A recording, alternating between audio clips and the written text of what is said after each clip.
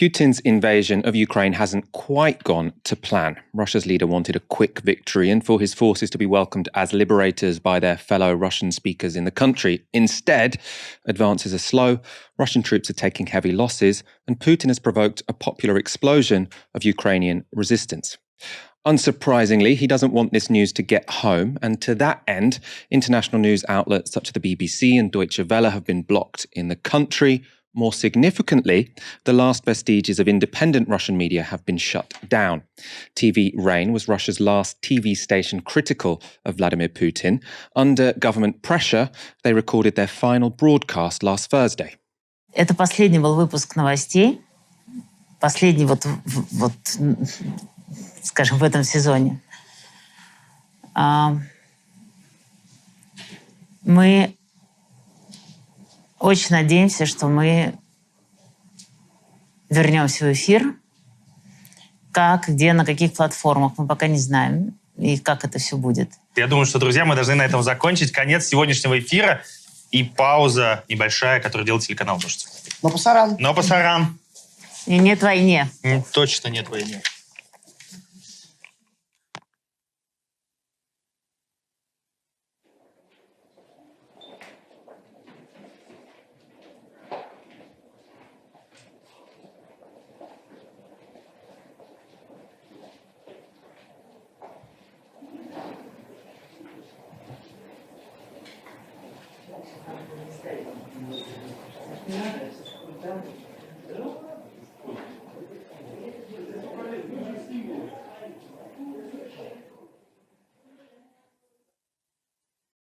Russia's parliament has also passed a law imposing a jail term of up to 15 years for spreading intentionally, quote, fake news about the military.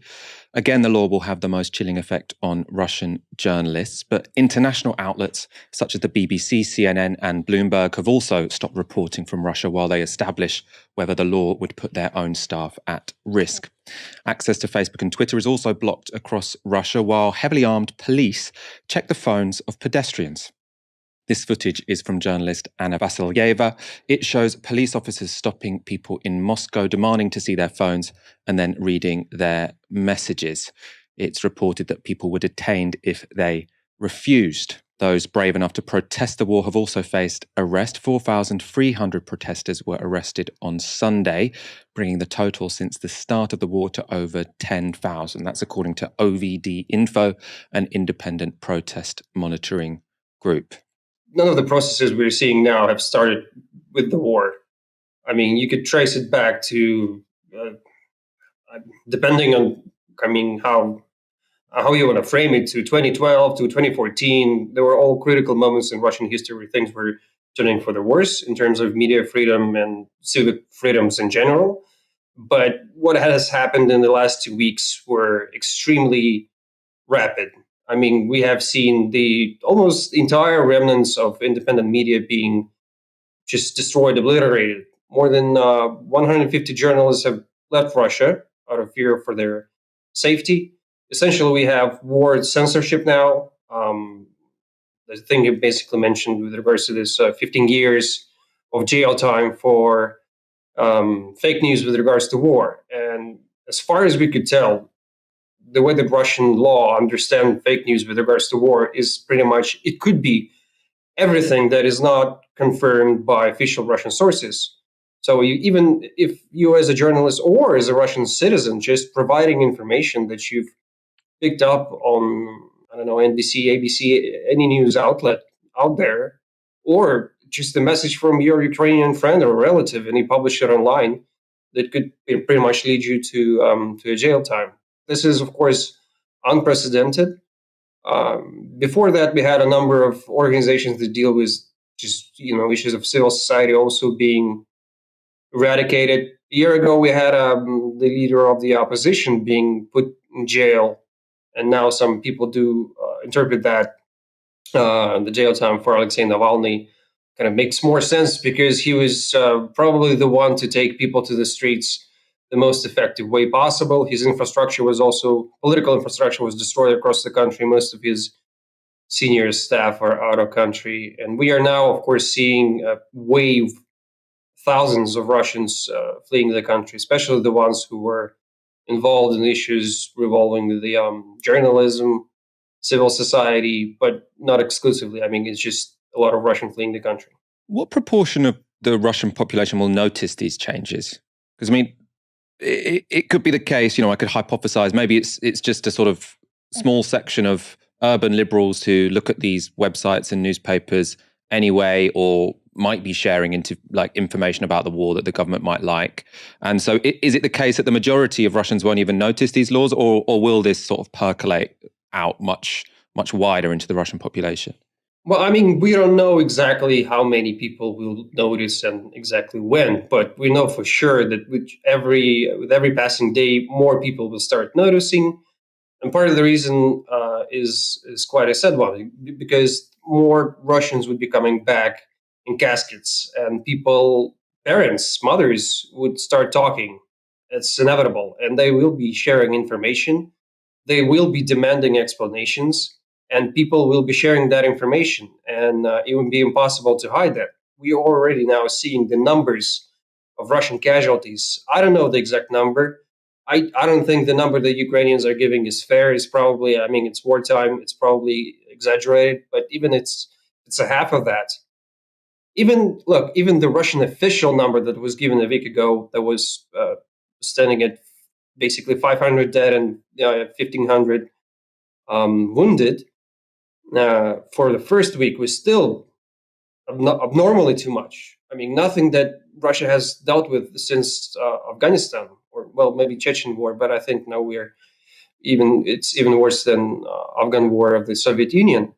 So this is going to be noticeable quite soon. Of course, the side effects of sanctions would be noticed much more than the lack of certain media channels. But I want to note that in the first week of the war, I think the readership of the BBC Russian tripled over the course of the week. So Russians started to search for other opinion, an alternative opinion, something that would explain what's happening, because people started doubting the official narrative, especially after the first week, since it became evident this is not a short thing. This is not just a special operation. It seems that it's a war, but I mean, of course, the majority of Russians are still, we don't know exactly how they see it. Before the war, we do know the majority, unfortunately, thought that this was kind of NATO's making, or it was Ukraine responsible. But the situation is changing.